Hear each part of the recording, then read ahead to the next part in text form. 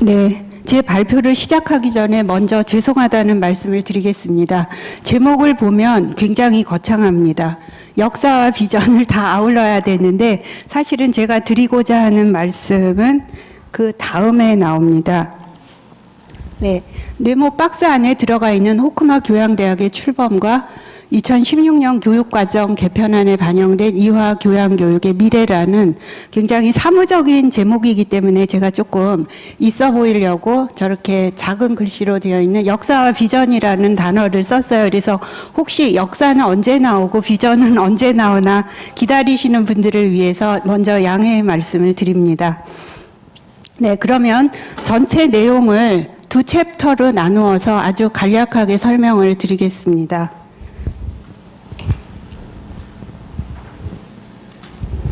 네, 먼저 호쿠마 대학의 설립의 의미에 대해서 간단하게 요약을 해드리겠는데요. 많은 분들이 교양교육원으로 그대로 체제를 유지하면서 할 수 있는 일이 아니냐, 왜 교양대학을 굳이 만들어야 하느냐라는 질문을 하셨습니다.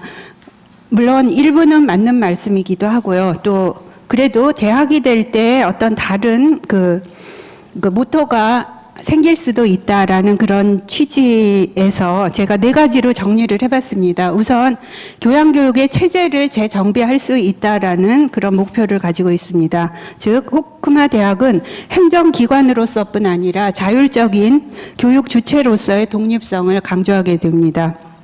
동시에 각 단과대학 전공교육과정과의 유기성을 확보할 수 있다는 그런 장점이 있겠습니다. 두 번째로는 일관되고 지속가능한 교양교육 시스템을 구축할 수 있다는 장점이 있습니다. 설명을 드리자면 정책 수립에서부터 교양교과를 개발하고 운영하고 관리하는 것, 그리고 교육과정을 평가하는 것에 이르는 교양과정 전반에 걸쳐서 일관성과 효율성을 가능하게 하는 시스템을 확보할 수가 있다는 말씀입니다. 그 외에도 정책과 교과 그리고 조직 등 세 요소의 연계성까지도 우리가 확보를 할 수 있습니다. 이 부분에 대해서는 조금 이따가 다시 설명을 드리겠습니다. 세 번째로는 교과 상호 간의 유기적인 운영을 그 이유로 들 수가 있겠는데요.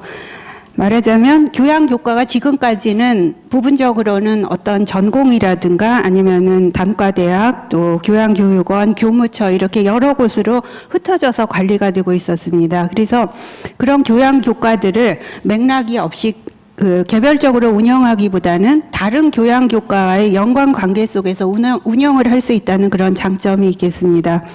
교양교과 간의 연계뿐만 아니라 교양교육과 전공교육 그리고 교양교육과 비교과 교육까지도 연계해서 우리가 시행할 수 있다는 그런 장점이 있는데요. 이 부분에 대해서도 나중에 다시 설명을 드리겠습니다. 그리고 마지막으로 중요한 교수자의 역량 강화의 측면에서 말씀드리겠습니다. 현재 본교에는 교양교육원을 비롯한 여러 기관 소속으로 약 45분 정도의 교양 전임이 교과를 담당하고 계십니다. 이분들이 소속이 변경되거나 아니면 겸임 발령 등을 통해서 교수자의 역량을 강화하고자 합니다. 즉 교수자 간 네트워크를 촘촘히 해서 연구나 지식 정보 교환에 용이한 환경을 제공하고자 합니다. 여기에는 안정적인 행정 지원 및 인사 시스템 개선이 뒤따를 예정입니다. 이외에도 더 많은 장점이 있겠지만 또 다른 부분들이 있어서 최대한 간략하게 4가지로 요약을 했습니다. 네, 두 번째 챕터에서는요. 2016년 교양교육 과정 개편을 통해 본 본교 교양교육의 비전을 3가지로 요약을 해봤습니다. 먼저 A 파트를 말씀드리겠습니다. 네. 이 자리에 여러 명예 교수님들이 계신데요. 아마 기초교양, 핵심교양, 일반교양으로 우리가 친숙하게 그렇게 알고 계시는 교과 개편, 교과 과정이 저 위쪽에 동그라미 안에 들어 있습니다. 현재 2015년까지 저런 구성으로 이루어졌었습니다. 저것은 학생들이 필수로 이수하느냐, 필수인데 학과목을 선택할 수 있느냐 아니면 전체가 선택이냐라는 학생들의 이수 기준에 따른 분류였다면 2016년부터 적용되는 교과 과정은 교과목의 성격을 반영한 5개의 교과군으로 그렇게 재편이 됩니다. 기초 교양이었던 기독교화 세계나 나눔 리더십, 그리고 우리말과 글쓰기, 고전 읽기와 글쓰기, 글로벌 의사소통이라고 하는 여러 가지 외국어 과목들을 각각의 세션으로 분리를 해서 기초 필수를 세 교과군으로 저렇게 나눠봤고요. 그다음에 우리가 핵심 교양으로 알고 있었던 과목에 을 융복합 교양이라는 이름으로 개명을 하고요. 거기에 융합기초라는 새로운 과목군을 신설을 해서 창의 융복합이라는 이름으로 묶었습니다. 저 융합기초는 요즘 학생들은 자기가 한번 전공을 선택해서 그 전공으로 끝까지 가지 않습니다.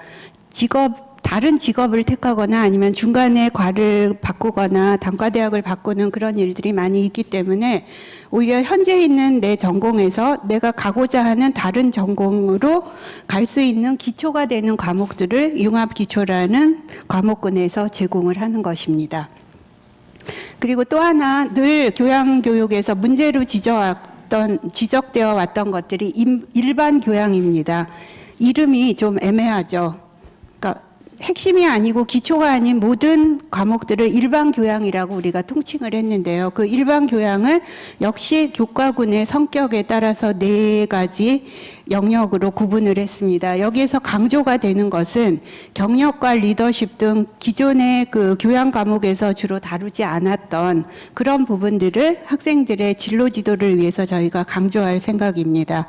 그리고 그 외에 글로벌 시대에 대응하는 글로벌 소양 과목들을 또 많이 개설을 하겠고요. 아티언스는 우리가 기존에 가지고 있던 인문, 예술, 자연, 사회, 그리고 스포츠 이런 것들을 모아서 신조어를 아티언스라는 과목으로 묶어봤고요. 그다음에 자유 설계 과목은 앞으로는 학생들에게 꼭 필요한 정말 중요하다고 생각되는 1인 과목도 저희가 열어줄 수가 있게 됩니다. 제가 길게 설명은 못 드리겠지만 에이스 사업에 저희가 핵심 사업 중에 하나로 도전학기제라는 거를 제공하기로 했는데요. 그 도전학기제는 학교를 출석하지 않고도 일정한 학점을 이수하게 하는 그런 학생들의 자율성을 극대화하는 그런 제도라고 한다면 거기에서 학생에게 그래도 필요한 어떤 과목이 있을 때 그러나 그 과목이 많은 학생들이 수강할 수가 없는 그런 과목일 수가 있을 때 자유 설계라는 과목으로 그런 과목에 또 집중적으로 투자를 할 예정입니다. 그러나 상당히 그렇게까지 되기에는 많은 심사의 과정이나 이런 것들이 물론 있어야겠죠. 그래서 일반 교양이라는 이름이 미래 설계로 바뀌는 것이 중요하고 거기에서는 경력 리더십 그리고 학생들의 진로 지도에 관련된 것들이 상당히 강조되게 된다라는 게 교과 편제 개편의 핵심 내용이라고 할 수 있습니다. 네, 두 번째로는 교양 교과 내용 및 운영 방식의 정비입니다. 네, 그 중에서 첫 번째는 교과 내용의 단대별 특성화 및 이수시기 조정인데요.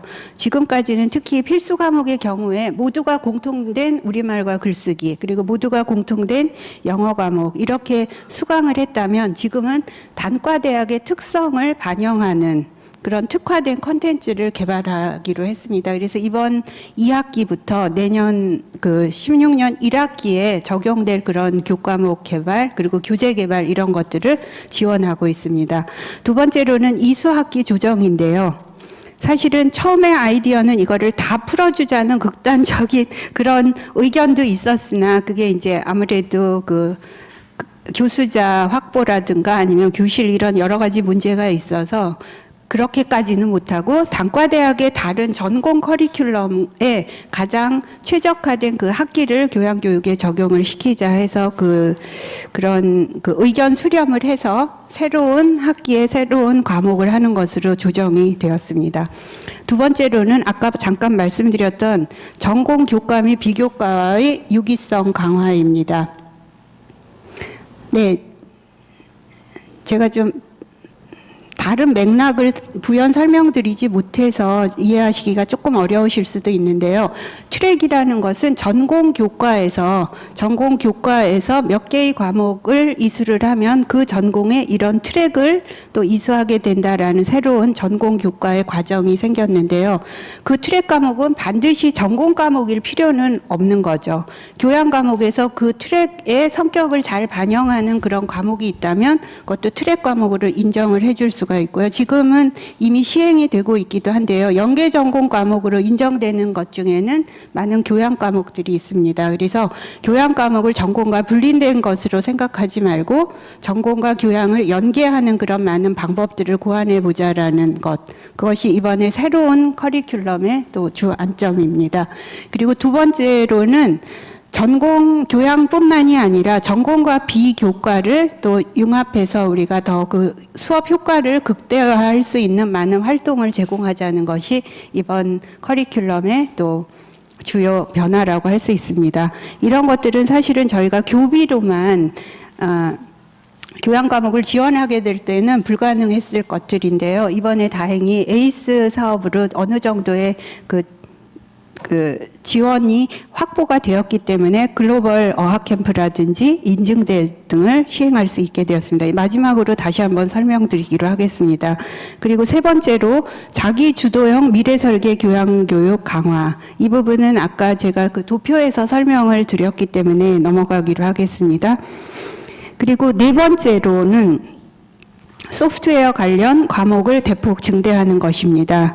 이번에 교과부에서 또 그 소프트웨어 중심대학 그 지원 사업도 실시하고 있기는 한데요. 저희 대학에서도 그것을 꼭 의식하기보다는 어쨌든 현대 사회를 살아가는 우리 학생들에게 꼭 필요한 그런 기능이라는 생각이 들어서 특히 소프트웨어와 조금 거리가 먼 단과대학들에게 이 과목을 적극적으로 홍보하고 또 지원해 줄 생각입니다. 그래서 전교생을 상대로 두 과목 이수를 졸업 요건화 할 생각입니다.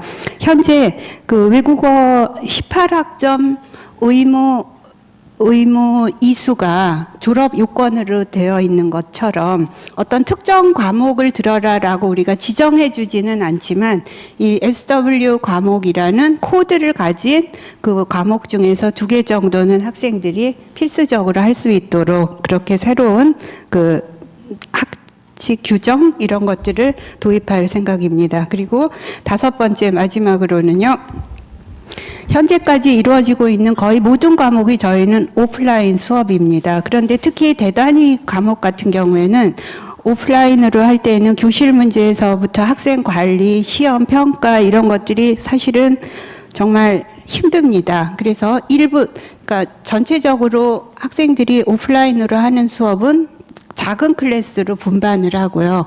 전체적으로는 온라인 수업을 듣게 해서 그 2개를 병행해서 수업을 진행하는 것에 대해서도 저희가 적극 검토 중에 있습니다. 이것은 이미 저희가 그 사업 지원을 받고 있는 K-MOOC 사업하고 연계해서 더 활성화를 시킬 예정입니다. 네, 그리고 세 번째로는 아까 말씀드렸던 정책과 교과와 조직과 강화 프로그램을 연계하는 방식으로 교양대학을 운영하고자 합니다. 네, 조직도가 별로 중요한 것은 아니고요.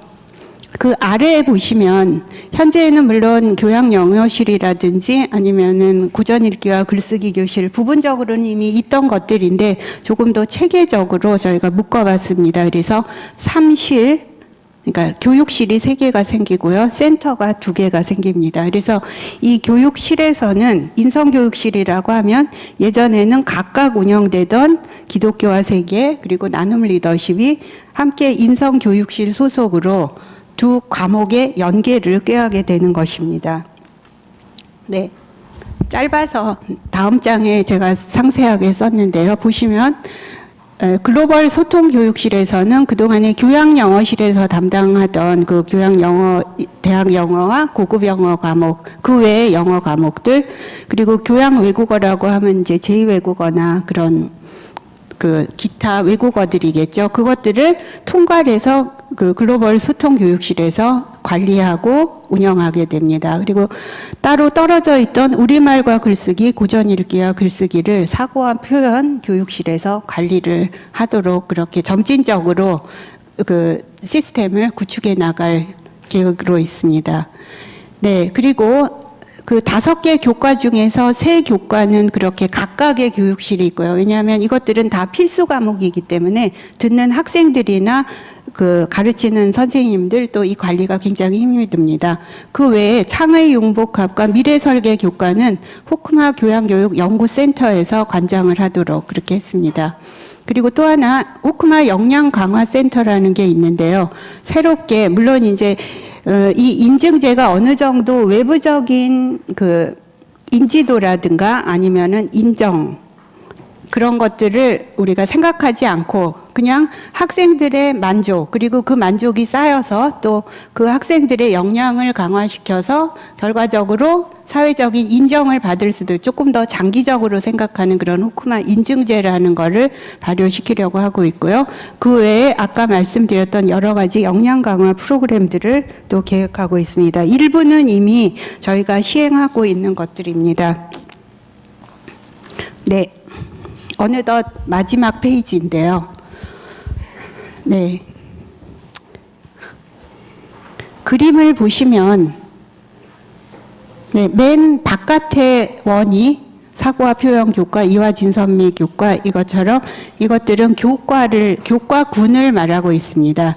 이 교과군의 수업들은 우리 학교에서 기치로 내건 5개의 핵심 역량 중에 특별히 이러이러한 능력들을 강화하는 그런 교과입니다. 조금 더 우리가 하고 있는 교과목들이 목적 지향적으로 수행되는 것이죠.